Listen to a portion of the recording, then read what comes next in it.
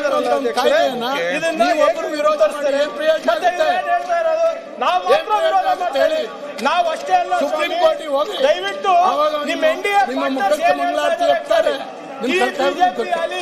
concerned over G. Ramji job schemes, and it is not about the name. Naidu seeks assistance to state for enforcing new rural jobs law. ನೋಡಿ, ಚಂದ್ರಬಾಬು ನಾಯ್ಡು ಅವರು ನಿಮ್ಗೆ ಬರೆದಿದ್ದಾರೆ ಪತ್ರ ಮೋದಿ ಅವರಿಗೆ. Andhra Pradesh chief minister N Chandrababu Naidu has urged the center to extend alternative financial support to the state to implement the recently enacted BBG Ramji Act, which replaced Manrega Act. ಅದನ್ನು ಕೇಳಲಿಕ್ಕೆ ಇನ್ನೂ ಅವಕಾಶ ಇದೆ, ಇನ್ನು 3 ತಿಂಗಳ ಅವಕಾಶ ಇದೆ. ಇಲ್ಲಿ ಈ ರೀತಿ ನಿರ್ಣಯ ಮಾಡೋದಲ್ಲ, ಅದನ್ನು ಕೇಳಿ ಸಂಬಂಧಪಟ್ಟಂತ ವ್ಯಕ್ತಿಗಳನ್ನು ಕೇಳಿ ನೀವು ಪತ್ರ ಬರೆಸಿ. ಈ ರೀತಿ ಕೇಂದ್ರ ಸರ್ಕಾರದ ವಿರುದ್ಧ ಒಂದು ನಿರ್ಣಯ ಪಾಸ್ ಮಾಡುವಂತದ್ದು ಕೇಂದ್ರದ ವಿರುದ್ಧ ಹಗೆತನದ ಪರಮಾವಧಿ, ಇದು ಹಗೆತನದ ರಾಜಕಾರಣ, ಜನವಿರೋಧಿಯಾಗಿರ್ತಕ್ಕಂಥ ರಾಜಕಾರಣ. ಇದರಿಂದ ಕನ್ನಡ ನಾಡಿನ ಜನರಿಗೆ ಒಳ್ಳೇದಾಗೋದಿಲ್ಲ, ಇದರಿಂದ ನಾಡಿನ ಜನರಿಗೆ ಒಳ್ಳೇದಾಗೋದಿಲ್ಲ, ಬಹಳ ಕೆಟ್ಟದಾಗ್ತದೆ. ಈ ಸದನ ನಡೆಯೋದೇ ಸಿಂಧು ಅಧ್ಯಕ್ಷ ರೇಟಿಂಗ್ ಕಮ್ಮಿ ಆಗಿರ್ತಲ್ಲ ಸರ್, ಸರ್ಕಾರದವಾಗ ಇಂಥದ್ದೇನಾದ್ರೂ ತಂದ್ಬಿಡ್ತಾರೆ. ಒಂದ್ ಸಣ್ಣ ಎಕ್ಸಾಂಪಲ್ ಕೊಡ್ತೀನಿ, ಯಾಕೆ ಇವರು ಸುಳ್ಳು ಹೇಳ್ತಾ ಇದ್ದಾರೆ ಅಂತ. ಕೇಂದ್ರ ಸರ್ಕಾರದ ಅಂಕಿಅಂಶಗಳ ಪ್ರಕಾರ ಆಕ್ಟಿವ್ ಜಾಬ್ ಕಾರ್ಡ್ಸ್ ಇರೋದು 8,65,00,000. ನಾವು 125 ದಿನ ಅವರಿಗೆ ನಾವು ಕೆಲಸ ಕೊಡಬೇಕು ಅಂದ್ರೆ ಆವರೇಜ್ ಮಿನಿಮಮ್ ರೇಟ್ ನಾವು 355% ಪರ್ ಡೇ ತಗೊಂಡ್ರೆ ನಮ್ಗೆ ಬೇಕಾಗಿರೋದು 3.83 lakh crores. 60-40 ರೇಷಿಯೋ ಅಂತಾನೆ ತಗೊಳ್ಳಿ ಅಧ್ಯಕ್ಷರೇ. ಸೆಂಟ್ರಲ್ ಗವರ್ಮೆಂಟ್ ಶೇರು 3.8 lakhs ನಲ್ಲಿ 2.3 lakhs ಇರಬೇಕಾಗಿತ್ತು. ಆದ್ರೆ ಇಟ್ಟಿದ್ಯಾವ ಎಷ್ಟು? 95,692 crores. ಇದು ಲಾಸ್ಟ್ ಅಂತ ಹೇಳಿಲ್ಲ, 30,000 ಇದು ಕೊನೆ ಅಂತ ಹೇಳಿಲ್ಲ. ನೀವು ಬಜೆಟ್ ಕೊಟ್ಟಿದ್ದೀರಾ, ಇದನ್ನು ಜಾಸ್ತಿ ಇದರಷ್ಟು ಬೋಗಸ್ ಅದು ಸೆಂಟ್ರಲ್ ಗವರ್ಮೆಂಟ್ ಜವಾಬ್ದಾರಿ, ಕೇಂದ್ರ ಸರ್ಕಾರ ಜವಾಬ್ದಾರಿ. ಅದು 7,30,000 ಕೋಟಿ ರೂಪಾಯಿ ನೀವು ತೌಡ್ಕೊಂಡ ಕೆಲಸ ಮಾಡಬಾರ್ದು. ಇದರಿಂದ ಅಧ್ಯಕ್ಷರೇ ಅಂತ ಹೇಳಿದ್ರು. ಕೇಂದ್ರ ಕಾಯ್ದೆ ರದ್ದು ಮಾಡ್ಲಿಕ್ಕೆ ಆಗ್ತದ? ರದ್ದು ಮಾಡ್ಲಿಕ್ಕೆ ಆಗ್ತದ ಕೇಂದ್ರ ಕಾಯ್ದೆಯನ್ನ? ಇದರಿಂದ ಅಮೆರಿಕನ್ ಎಲ್ಲರೂ ಕ್ಯೂನಲ್ಲಿ ಇಟ್ಕೊಳ್ತಾರೆ. ನೀವು ಬಡವರಿಗೆ ಕೆಲಸ ಕೊಡ್ಲಿಕ್ಕೆ ವಿರೋಧ ಮಾಡ್ತಾ ಇದ್ದೀರಿ, ದಲಿತರಿಗೆ ಕೆಲಸ ಕೊಡ್ಲಿಕ್ಕೆ ವಿರೋಧ ಮಾಡ್ತಾ ಇದ್ದೀರಿ. ನಿಮ್ ಕಾಲದಲ್ಲಿಯೂ ಕೂಡ ಸಾವಿರಾರು ಜನ ವಲಸೆ ಹೋಗ್ತಾ ಇದ್ರು, ವಲಸೆ ಹೋಗ್ತಾ ಇದ್ರು, ತಡೆಯಕ್ಕಾಗ್ಲಿಲ್ಲ. ಶಿವರಾಜ್ ಸಿಂಗ್ ಚೌಹಾಣ್ ಬಂದಾಗ ಇವರಿಗೆ ಪ್ರೆಸೆಂಟೇಷನ್ ಕೊಟ್ಟಿದ್ದು ಹೌದಾ ಇಲ್ಲಪ್ಪ? ಬಿಜೆಪಿ ಅವರಿಗೆ ಪ್ರೆಸೆಂಟೇಷನ್ 60 ಪುಟದ ಪ್ರೆಸೆಂಟೇಷನ್ ಇದೆ ಅಧ್ಯಕ್ಷರೇ. ಈ 60 ಪುಟದಲ್ಲಿ 125 ದಿನ ಹೇಗೆ ಕೊಡ್ತಾರೆ, ಯಾವಾಗ ಕೊಡ್ತಾರೆ ಅಂತ ತೋರಿಸ್ಬಿಡ್ಲಿ. ಅದು ಕೊಟ್ಟ ಮೇಲೆ ಇದು ಬಿಜೆಪಿ ಅವರ ಈಗಲೇ ತೋರಿಸಕ್ಕಾಗೋದಿಲ್ಲ. ಕೆಲಸ ಕೊಟ್ಟು ಹೇಳ್ತಾರೆ ಸರ್ಕಾರ, ನೀವು 40% ಚಿಕನ್ ಆಗ್ರಿ. ನಿಮ್ಮ ಹತ್ರ ಏನಿದೆ ಬರೋ ಬಜೆಟ್ ನಲ್ಲಿ 40%ಗೆ ದುಡ್ಡಿಡಿ, ಅವಾಗ ಗೊತ್ತಾಗುತ್ತೆ. ಹಣ ಇಡಿ, ನಿಮಗೆ 40% ಹಣ ಇಡ್ಲಿಕ್ಕೆ ಶಕ್ತಿ ಇಲ್ಲ, ಪಂಚಾಯತ್ ಅಧಿಕಾರ 40% ಹಣವನ್ನು ಇಡ್ಲಿಕ್ಕೆ ಶಕ್ತಿ ಇಲ್ಲ ಹೇಳಲಿಕ್ಕೆ ನಾಚಿಕೆ ಆಗಿ ಈ ರೀತಿ ನಿರ್ಣಯವನ್ನು. ಈಗ ನನ್ನ ಮನವಿ, ಮಾನ್ಯ ಮುಖ್ಯಮಂತ್ರಿಗಳು ಆಗಲೇ ಅದನ್ನ ಮಂಡಿಸಿದ್ದಾರೆ. ಬಿಬಿಜಿ ಗ್ರಾಮ್ಜಿ ಏನಿದೆ, ಈ ಯೋಜನೆ ಪ್ರಜಾಪ್ರಭುತ್ವಕ್ಕೆ ಧಕ್ಕೆ ತಂದಿದೆ. ಇದರಿಂದ ಪಂಚಾಯತ್ ಅಧಿಕಾರವನ್ನು ಮೊಟಕುಗೊಳಿಸುವ ಸಂಚು ನಡೆದಿದೆ. ಬೇಡಿಕೆ ಆಧಾರದ ಯೋಜನೆಯು ಈಗ ಆರ್ಥಿಕ ಚೌಕಟ್ಟಿನ ಯೋಜನೆಯನ್ನ ಮಾಡಿದ್ದಾರೆ. ಉದ್ಯೋಗದ ಹಕ್ಕನ್ನು ಕಸ್ಕೊಂಡು ಕಾರ್ಮಿಕರನ್ನ ಗುಲಾಮರು ಮಾಡುವ ಸಂಚಿದ್ರಲ್ಲಿ ನಡೆದಿದೆ. SC ST ಅಲ್ಪಸಂಖ್ಯಾತರು, ಹಿಂದುಳಿದವರು, ಮಹಿಳೆಯರಿಗೆ, ಬಾಧಿತರಿಗೆ, ಇವರಿಗೆಲ್ಲರಿಗೂ ಅವಕಾಶ ವಂಚಿತರು ಮಾಡಬೇಕು ಅಂದ್ಬಿಟ್ಟು ಈ ಕಾಯ್ದೆಯನ್ನು ತಂದಿದ್ದಾರೆ. ಈ ಮಸೂದೆಯು ಒಕ್ಕೂಟದ ವ್ಯವಸ್ಥೆ ಅಷ್ಟೇ ಅಲ್ಲ, ಸಂವಿಧಾನದ ವಿರುದ್ಧ ಕೂಡ ಇದೆ. ಮತ್ತೆ ಇದೇನಿಲ್ಲ ಅಂದ್ರೂ ನಮ್ಮ ರಾಜ್ಯವನ್ನ ಉದ್ದೇಶಪೂರ್ವಕವಾಗಿ ಟಾರ್ಗೆಟ್ ಮಾಡಿ ನಮ್ಮ ಮೇಲೆ ಆರ್ಥಿಕ ಭಯೋತ್ಪಾದನೆ ಮಾಡಲಿಕ್ಕೆ, ತೆರಿಗೆಯ ಭಯೋತ್ಪಾದನೆ ಮಾಡಲಿಕ್ಕೆ ಇವತ್ತು ಇವರು ಈ ಬಿಲ್ ಅನ್ನು ತಂದಿದ್ದಾರೆ ಅಧ್ಯಕ್ಷರೇ. ಜನರ ಹಿತದೃಷ್ಟಿಯಿಂದ ಇವರು ಕೇಂದ್ರ ಸರ್ಕಾರದವರು ಈ ಬಿಲ್ ಅನ್ನ ಇವತ್ತಿಲ್ಲ ನಾಳೆ ವಾಪಸ್ ತಗೊಳ್ಳಲೇಬೇಕಾಗುತ್ತೆ. ಇದು ಮಾರ್ಚ್ 31 ತನಕ ಜನರು ನೋಡ್ತಾರೆ. ಯಾವಾಗ ಅವರ ಲೆಕ್ಕಪತ್ರವನ್ನು ಕ್ಲೋಸ್ ಮಾಡ್ತಿರೋ ಅವಾಗ ಜನರು ಬೀದಿಗಿಳಿತಾರೆ. ಯಾವ ರೀತಿ ಕೃಷಿ ಕಾಯ್ದೆಯನ್ನ ಮೋದಿ ಅವರು ಜನರಿಗೆ ಹೆದರ್ಬಿಟ್ಟು ಇವರು ಅದೇ ರೀತಿ ಪಂಚಾಯತ್ ಈ ಕಾಯ್ದೆಯನ್ನ ಕೂಡ ಇವರು ಜನರ ಮಂಡನೆಗೆ ಬಗ್ಗೆ ಇವರು ತಗೊಳ್ಳೋದ್ರಲ್ಲಿ ಯಾವುದೇ ಸಂಶಯ ಇಲ್ಲ ಅಧ್ಯಕ್ಷರೇ. ನನ್ನ ಮನವಿ ಇಷ್ಟೇ, ಮಾನ್ಯ ಮುಖ್ಯಮಂತ್ರಿಗಳು ಏನು ಮಂಡಿಸಿದ ಅದನ್ನ ಸಹಮತಿ ವ್ಯಕ್ತಪಡಿಸಲು ಇವತ್ತು ಇಡೀ ಸದನವನ್ನು ನಾನು ಕೋರ್ತಾ ಇದ್ದೇನೆ. ಮತ್ತು ಈ ಹೋರಾಟವನ್ನ ನಾವು ಇಲ್ಲೇ ಮುಗಿಸೋದಿಲ್ಲ, ಇದು ಬೀದಿಗೆ ತಗೊಂಡೋಗಿ ಜನರ ಪರವಾಗಿ ನಾವು ಹಿಂದೆನೂ ನಿಂತಿದ್ದೇವೆ, ಮುಂದೆ ಕೂಡ ನಿಂತಿದ್ದೇವೆ.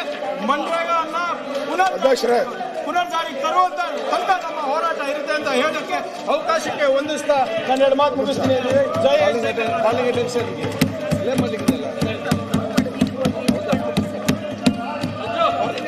ಒಂದೇ ನಿಮಿಷ ಅಧ್ಯಕ್ಷರೇ, ತಾವು ನಿರ್ಣಯನ ಮಂಡಿಸೋಕೆ ಮುಂಚೆ ನಾನೆರಡು ಮಾತನ್ನ ಹೇಳಕ್ಕೆ ಇಷ್ಟಪಡ್ತೀನಿ ಅಧ್ಯಕ್ಷರೇ, ತಮ್ಮ ಅನುಮತಿಯ ಮೇರೆಗೆ. ನಾನೇನ್ ಭಾವಿಲ್ಲ, ಈ ಸರ್ಕಾರ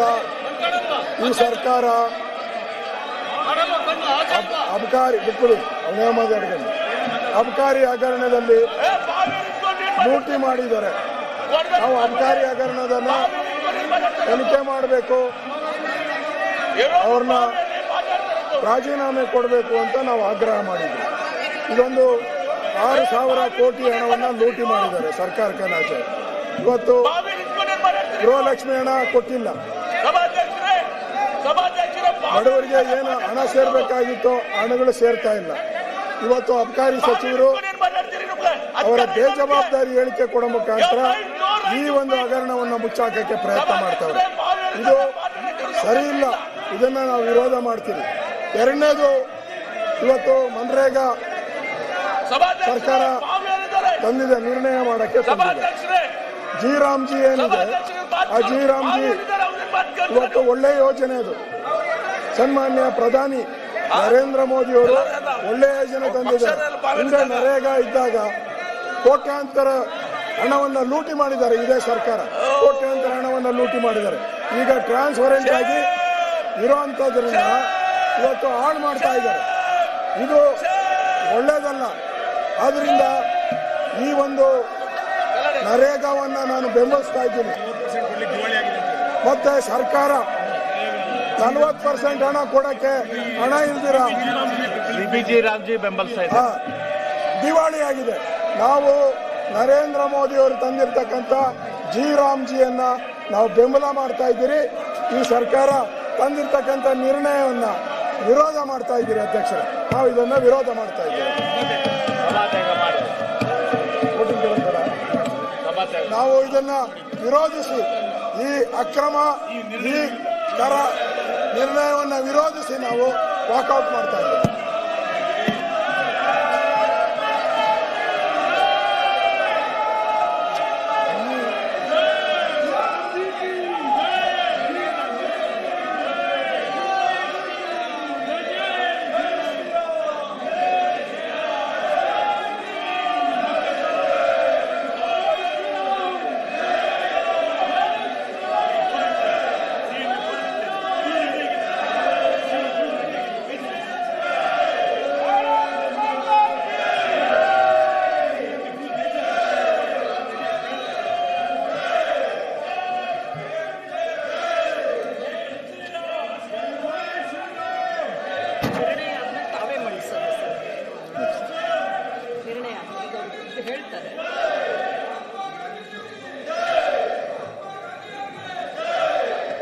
ಆಯ್ತು ಅಧ್ಯಕ್ಷರೇ,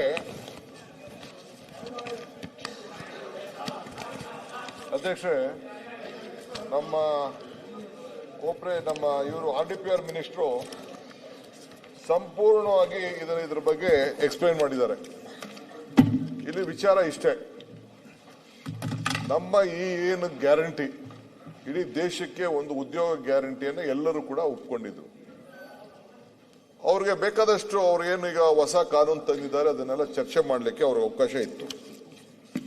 ನಮ್ದೇನು ಇದರಲ್ಲಿ ವಾದ ಅಂದ್ರೆ, ನಾನು BJP ಅವರಿಗೆ ಕೇಳಲಿಕ್ಕೆ ಈಗ ಇಲ್ಲಾಗ ಹೇಳಕ್ಕೆ ಅವ್ರಿಗೆ ಧೈರ್ಯ ಇಲ್ಲ. ಹೊರಗಡೆ ಯಾರು ಅವ್ರು ಹೇಳಿ, ಪ್ರತಿಯೊಬ್ಬ ವ್ಯಕ್ತಿ ತನ್ನ ಸ್ವಾಭಿಮಾನವನ್ನು ಉಳಿಸ್ಕೊಂಡು ಉದ್ಯೋಗ ಕೇಳೋಷ್ಟು ಒಂದು ಅವಕಾಶ ಇತ್ತು. ಕೊನೆಗೆ ಬೇರೆಯವ್ರ ಮನೆ ಇಲ್ಲಿ ಇವತ್ತೇನು ಹೇಳಿದ್ದಾರೆ ಅಂದ್ರೆ, ನೀವು ಕಾಂಟ್ರಾಕ್ಟರ್ ಹತ್ರ ಹೋಗಿ ಕೆಲಸ ಮಾಡಿ ಅಂತ ಹೇಳಿದ್ದಾರೆ. ಆದ್ರೆ ಹಿಂದೆ ಸೋನಿಯಾ ಗಾಂಧಿ ಅವರ ನಿರ್ದೇಶನದ ಮೇರೆಗೆ CP ಜೋಶಿ ಇದ್ದಾಗ ನಮ್ಮ ಮನಮೋಹನ್ ಸಿಂಗ್ ಗೌರ್ಮೆಂಟ್ ಅಲ್ಲಿ ನೀವು ಬೇರೆ ಕಡೆ ಹೋದ್ರೆ ನಿಮ್ಗೆ ಸ್ವಾಭಿಮಾನಕ್ಕೆ ಧಕ್ಕೆ ಆದ್ರೆ ನಿಮ್ಮ ಜಮೀನೇ ನೀವು ಮಟ್ಟ ಮಾಡ್ಕೊಳ್ಳಿ, ನೀವೇ ನಿಮ್ಮ ಇದನ್ನ ಕೃಷಿ ಹೊಂಡ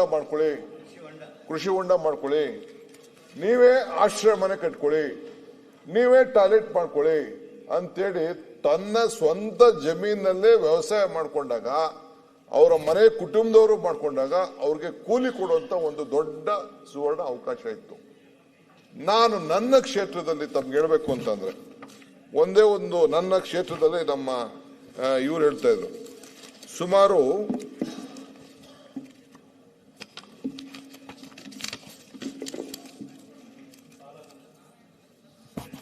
ನನ್ನ ಕ್ಷೇತ್ರದಲ್ಲೇ ಒಂದು ದೊಡ್ಡ ತನಿಖೆ ನಡೀತು.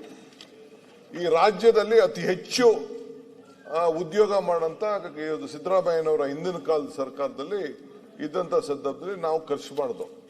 ಸುಮಾರು 1000 ಚಿಲ್ಲರೆ ಕೋಟಿ ರೂಪಾಯಿ ನಮ್ಮಲ್ಲಿ ಖರ್ಚಾಗಿದ್ದಂತ ಪಟ್ಟಿ ಇದೆ. ದೊಡ್ಡ ತನಿಖೆ ಆಯ್ತು. ಬರೀ ಕೃಷಿ ಹೊಂಡಗಳೇ ಸುಮಾರು ಒಂದು 40,000 ನಾವು ಮಾಡಿದ್ವಿ. ಸುಮಾರು 54,000 ದನಕ ಕಟ್ಟಿಗೆಗಳು ಕೊಟ್ಟಿದ್ದೀವಿ. 106 ಚೆಕ್ ಡ್ಯಾಮ್ಗಳು ಮಾಡಿದ್ದೀವಿ. ಇವೆಲ್ಲ ಏನೋ ದೊಡ್ಡ ತನಿಖೆ ಮಾಡಿಬಿಟ್ಟಿದ, ಏನೋ ಹಗರಣಗಳು ಮಾಡಿದ್ದಾರೆ ಅಂತೇಳಿ ಒಂದು 5-6 ಸತಿ ದೊಡ್ಡ ತನಿಖೆ ಕೂಡ ಬಂದು ಮಾಡಿ ನಮ್ಮ ಮೇಲೆ ಒಂದು ಮಾಡಿಸಿದ್ರು. ಕೊನೆಗೆ ಅದನ್ನೇ ಅವ್ರು ಹೇಳಿದ್ರು. ಇದಾದ್ಮೇಲೆ ನಾನು ಪಟ್ಟಿ ಹೇಳಿದ್ರೆ ಸುಮಾರು ಒಂದು 25-26 ನಿಮಿಷ ಆಗ್ತದೆ. ಅಷ್ಟು ನಾವು ಈ ಯೋಜನೆಯಲ್ಲಿ ಏನೇನು ಆಸ್ತಿಗಳನ್ನ ನಾವು ಮಾಡಿದೀವಿ ಅಂತೇಳಿ. ಮಹಾತ್ಮ ಗಾಂಧಿ ಸುಮಾರು 9,300ಕ್ಕೂ ಅತಿ ಹೆಚ್ಚು ಚರಂಡಿ ಕಾಮಗಾರಿಗಳನ್ನ ನಮ್ಮ ಜಿಲ್ಲೆಯಲ್ಲಿ ನಾವು ಮಾಡಿದೋ. 9,000 ಗ್ರಾಮೀಣ ರಸ್ತೆಗಳನ್ನ ಮಾಡಿದೋ. 4,200 ಅಧಿಕ ನಾಲಾ ಅಭಿವೃದ್ಧಿ ಕಾಮಗಾರಿ. ಹಿಂಗೆ ಕೆಲವೆಲ್ಲ ಕೂಡ ಪ್ರತಿಯೊಂದು ಕೂಡ ಕಮ್ಯುನಿಟಿ ಕೆಲಸಗಳು ಕೂಡ ವೈಯಕ್ತಿಕವಾದ ಕೆಲಸ ಅಲ್ಲದೆ ಕೂಡ ಮಾಡಿದ್ದು ದಾಖಲೆಗಳಾಗಿ ಕೊನೆಗೆ ಅಧ್ಯಕ್ಷೆ ನೋಡಿ ಇಲ್ಲೊಂದು ಸರ್ಟಿಫಿಕೇಟ್ ಇದೆ ನಮ್ಮ ಜಿಲ್ಲೆಯಲ್ಲಿ. National award ministry of rural development. The certificate of presented to Ramanagara district of Karnataka for outstanding performance under the category of effective implementation of MNREGA ಅಂತೇಳಿ ಅದು 2017 ಕೊಟ್ಟರು. ಅದಾದ್ಮೇಲೆ ನನ್ನ ಕ್ಷೇತ್ರಕ್ಕೆ ನನಗೆ ಇವತ್ತು ಅವರು ಮಂತ್ರಿಗಳು ಬಿಚ್ಚಿ ಹೇಳಿದ್ರು ನನ್ನ ಇದಕ್ಕೆ certificate of appreciation. The certificate is prescribed of Kanakapura block of Ramanagara district Karnataka, the first rank under the category of work completed of the outstanding performance of Mahatma Gandhi in the entire country. ಇಡೀ ದೇಶಕ್ಕೆ ನಮ್ಮ ಕರ್ನಾಟಕದಲ್ಲಿ ಒಂದು ಕನಕಪುರ ಬ್ಲಾಕ್ ನಲ್ಲಿ ನಂಬರ್ 1 ಅಂತೇಳಿ ಡೆಲ್ಲಿ ಕರ್ಕೊಂಡೋಗಿ ಅವರು certificate ನನ್ನ ಕರೆದು ಕೊಡಬೇಕಾಯ್ತದೆ ಅಂತೇಳಿ ನಮ್ಮ ತಾಲೂಕ್ ಪಂಚಾಯತಿ ಅಧ್ಯಕ್ಷನ ಕರ್ಕೊಂಡೋಗಿ ಕೊಟ್ರು. ಏನ್ ಸಂತೋಷ ಇಲ್ಲ. ಇವರಿದ್ರು ನಮ್ಮ ಇದು ಈಶ್ವರಪ್ಪ ಆಗ ಮಂತ್ರಿ ಇದ್ರು. ಹಂಗೆ ಇದು ನಾನು ಹೇಳ್ತಾ ಇದ್ದೀನಿ, ಬಿಜೆಪಿ ರಾಜ್ಯದಲ್ಲೇ ಇದನ್ನ ಇಂಪ್ಲಿಮೆಂಟ್ ಮಾಡ್ಲಿಕ್ಕೆ ಸಾಧ್ಯ ಆಗುದಿಲ್ಲ. 40% ಕೊಡ್ಲಿಕ್ಕೆ ಸಾಧ್ಯ ಇಲ್ಲ. ಆಮೇಲೆ ತನ್ನ ಸ್ವಂತ ಜಮೀನುಗಳಲ್ಲಿ ಅವತ್ತ ಮಾಡ್ಕೊಳಕ್ ಅವಕಾಶ ಸಿಕ್ಕಿಲ್ಲ ಅಂದ್ರೆ ಕಾಂಟ್ರಾಕ್ಟರ್ ಹತ್ರ ಯಾರು ಹೋಗಿ ಮಾಡ್ತಾರೆ? ಕಾಂಟ್ರಾಕ್ಟರ್ ಹತ್ರ ಮಾಲಿ ಅಂದ್ರೆ ನೀವು ಕಾಂಟ್ರಾಕ್ಟರ್ ಹತ್ರ ಮಾಡ್ಕೊಂಡು ಕಾಂಟ್ರಾಕ್ಟರ್ಗಳಿಗೆ ಇವರು ಹಣ ಕೊಡುವಂತ ಕೆಲಸ, ಆ ಕೆಲಸ ಕಾಂಟ್ರಾಕ್ಟ್ ಬೇರೆಯವ್ರು ನಡೆದೇ ನಡೀತದೆ. ಆದ್ರೆ ಈ ಸ್ವಾಭಿಮಾನದ ಹಕ್ಕಿದೆಯಲ್ಲ, ಉದ್ಯೋಗದ ಹಕ್ಕಿದೆಯಲ್ಲ, ಆ ಹಕ್ಕನ್ನ ಇವತ್ತು ಕಿತ್ಕೊಂಡಿದ್ದಾರೆ. ಆಮೇಲೆ ಪಂಚಾಯತಿಗಳು ತೀರ್ಮಾನ ಮಾಡ್ತಿದ್ದು. ಈಗ how can central government decide ಇದನ್ನ ಕೊಡಬೇಕು ಅಂತ ಅಂದ್ಬಿಟ್ಟು ಈಗ ಸೆಂಟ್ರಲ್ ಗೌರ್ಮೆಂಟ್ ಮ್ಯಾಪಿಂಗ್ ಮಾಡ್ತಾರಂತೆ, ಎಲ್ಲೆಲ್ಲಿ ಏನ್ ಕೆಲಸ ಕೊಡಬೇಕು, ಏನ್ ಮಾಡಬೇಕು, ಆರ್ಟಿಫಿಷಿಯಲ್ ಮಾಡ್ಬಿಟ್ಟು ಅವರು GPS ಮಾಡ್ಬಿಟ್ಟು ನೀವು ಇಂಥ ಕೆಲಸ ಮಾಡಿ ಅಂತ ಹೇಳ್ತಾರಂತೆ. ಸೊ ಇದು ಪ್ರಾಕ್ಟಿಕಲಿ ಇದು ಸಾಧ್ಯನೇ ಇಲ್ಲ, ಇದನ್ನ ಇಂಪ್ಲಿಮೆಂಟ್ ಮಾಡ್ಲಿಕ್ಕೆ ಸಾಧ್ಯ ಇಲ್ಲ. ಸೊ ಅದಕ್ಕೆ ಮುಖ್ಯಮಂತ್ರಿಗಳು ಏನ್ ತಂದಿದ್ದಾರೆ ಇದು ಬಹಳ ಅರ್ಥ ಇದೆ. ನಮ್ಮ ಪಕ್ಷ ಮತ್ತು ನಮ್ಮ ಸರ್ಕಾರ ಇವೆರಡೂ ಕೂಡ ಕೊನೆಯ ದಿನದವರೆಗೂ ಕೂಡ ಯಾವ ರೀತಿ ರೈತರ ವಿಚಾರದಲ್ಲಿ ಹೋರಾಟ ಮಾಡಿ ರೋಲ್ ಬ್ಯಾಕ್ ಮಾಡಿದೋ ಆ ರೀತಿ ರೋಲ್ ಬ್ಯಾಕ್ ಮಾಡಿ ಮತ್ತೆ ಇವತ್ತು ಮಹಾತ್ಮ ಗಾಂಧೀಜಿ ಅವರ ಹೆಸರಿನಲ್ಲಿ ಏನು ಉದ್ಯೋಗ ಖಾತ್ರಿ ಯೋಜನೆಯನ್ನ ಇದೆ ಅದನ್ನ ಉಳಿಸ್ಕೊಳ್ಬೇಕು ಅನ್ನೋ ಒಂದು ಹೋರಾಟವನ್ನ ಮಾಡಲಿಕ್ಕೆ ಈ ನಿರ್ಣಯವನ್ನ ಮುಖ್ಯಮಂತ್ರಿಗಳು ತಂದಿದ್ದಾರೆ. ಸಂಪೂರ್ಣವಾಗಿ ಇಡೀ ನಮ್ಮ ಇಲ್ಲಿರುವಂತಹ ಸರ್ಕಾರ ಮತ್ತು ಶಾಸಕರೆಲ್ಲ ಕೂಡ ಬೆಂಬಲಿಸಿ ಇಡೀ ಸದನ ಅವ್ರಿಗೆ ಏನಾದ್ರು ಮಾತಾಡೋಂತ ಒಂದು ಹಕ್ಕಿತ್ತಿದ್ರೆ ಮಾತಾಡಿ ಅವರ ಇದು ಪ್ರತಿಪಾದಿಸಬಹುದಾಯ್ತು. ಅದರಲ್ಲಿ ವಿಫಲ ಆಗಿದ್ದಾರೆ. ಸೊ ಅದರಿಂದ ಇಡೀ ನಮ್ಮ ಹೋರಾಟ ಮುಂದುವರಿತದೆ. ತಾವು ಕೂಡ ನಮಗೆ ಹೆಚ್ಚು ಬೆಳಕನ್ನು ಚೆಲ್ಲಕ್ಕೆ ಒಂದು ಅವಕಾಶ ಮಾಡಿಕೊಟ್ಟದಕ್ಕೆ ತಮಗೂ ಕೂಡ ನಾವು ಹೊಂದಿಸಿ ಈ ಹೋರಾಟವನ್ನು ನಾವು ಮುಂದುವರಿಸ್ತೇವೆ. ಮಾನ್ಯ ಮುಖ್ಯಮಂತ್ರಿ. ಮಾನ್ಯ ಸಭಾಧ್ಯಕ್ಷರೇ, ದಿನಾಂಕ 3/2/2026 ಈಗಾಗಲೇ ಮಂಡಿಸಿರುವ ಅಧಿಕೃತ ನಿರ್ಣಯವನ್ನು ಈ ಸದನವು ಅಂಗೀಕರಿಸಬೇಕೆಂದು ಕೋರುತ್ತೇನೆ. ಮಾನ್ಯ ಮುಖ್ಯಮಂತ್ರಿ ಅವರು ಮಂಡಿಸಿರುವ ಅಧಿಕೃತ ನಿರ್ಣಯವನ್ನು ಈಗ ಸಭೆ ಮತಕ್ಕೆ ಹಾಕುತ್ತೇನೆ. ನಿರ್ಣಯದ ಪರವಾಗಿರುವ ಹೌದು ಎಂದು ಸೂಚಿಸಬೇಕು, ನಿರ್ಣಯದ ವಿರೋಧವಾಗಿರುವ ಎಂದು ಸೂಚಿಸಬೇಕು. ನಿರ್ಣಯ ಹೌದನ ಪರವಾಗಿದೆ ಎಂದು ಭಾವಿಸುತ್ತೇನೆ. ನಿರ್ಣಯವು ಹೌದನ ಪರವಾಗಿದೆ. ನಿರ್ಣಯವು ಅಂಗೀಕೃತವಾಗಿದೆ. ಈಗ ಗಮನ ಸೆಳೆಯುವ ಸೂಚನೆ. ಆಯ್ತು. ದಿನಾಂಕ 4/2/2026 50 ಗಮನ ಸೆಳೆಯುವ ಸೂಚನೆ ಪೈಕಿ 37 ಉತ್ತರಗಳನ್ನು ಸದನದಲ್ಲಿ ಮಂಡಿಸುತ್ತಿದ್ದೇನೆ. ಒಂದು,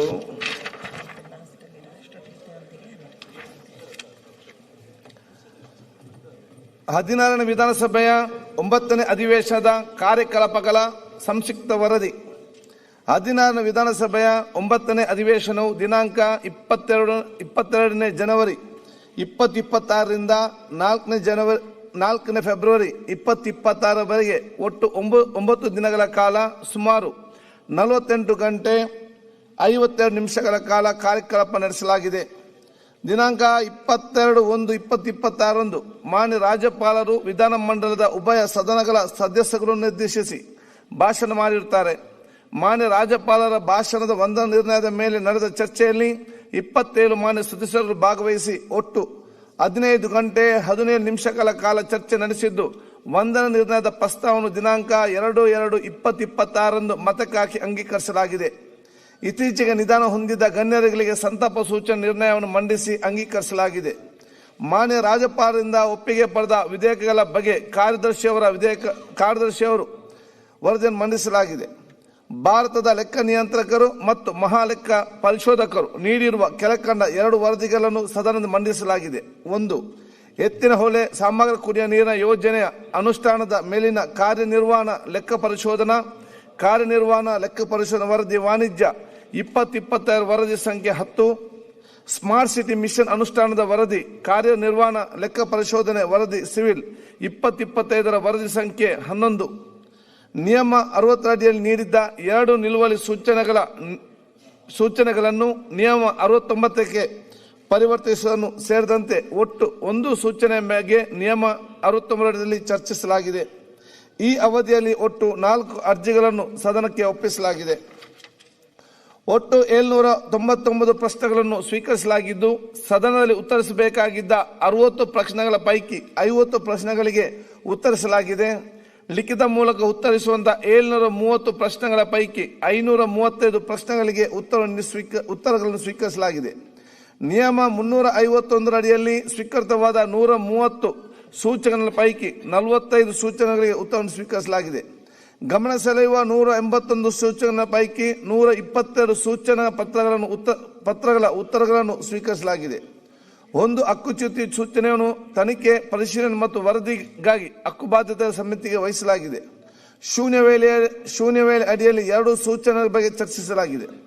ಕೇಂದ್ರ ಸರ್ಕಾರದ ವಿಕಸಿತ ಭಾರತ ಗ್ಯಾರಂಟಿ ಫಾರ್ ರೋಜ್ಗಾರ್ ಮತ್ತು ಅಜೀವಿಕ್ ಮಿಷನ್ ಗ್ರಾಮೀಣ ವಿಬಿಜಿ ರಾಮ್ಜಿ ಕಾಯ್ದೆಯನ್ನು ರದ್ದುಪಡಿಸುವ ಬಗ್ಗೆ ಹಾಗೂ ಮಹಾತ್ಮ ಗಾಂಧಿ ರಾಷ್ಟ್ರೀಯ ಗ್ರಾಮೀಣ ಉದ್ಯೋಗಿ ಖಾತ್ರಿ ಎಂಜಿ ನರೇಗಾ ಕಾಯ್ದೆಯನ್ನು ಮರುಸ್ಥಾಪಿಸಬೇಕೆಂದು ಕೇಂದ್ರ ಸರ್ಕಾರವನ್ನು ಈ ಸದನ ಒತ್ತಾಯಿಸುತ್ತದೆ ಎಂಬ ಅಧಿಕೃತ ನಿರ್ಣಯವನ್ನು ದಿನಾಂಕ 3/2/2026 ಸದನದಲ್ಲಿ ಮಂಡಿಸಿದ್ದು, ಈ ನಿರ್ಣಯದ ಮೇಲೆ ನಡೆದ ಚರ್ಚೆಯಲ್ಲಿ 17 ಸದಸ್ಯರು ಭಾಗವಹಿಸಿ 6 ಗಂಟೆ 51 ನಿಮಿಷ ಚರ್ಚೆ ನಡೆಸಿದ್ದು, ದಿನಾಂಕ 4/2/2026 ಅಂಗೀಕರಿಸಲಾಗಿದೆ.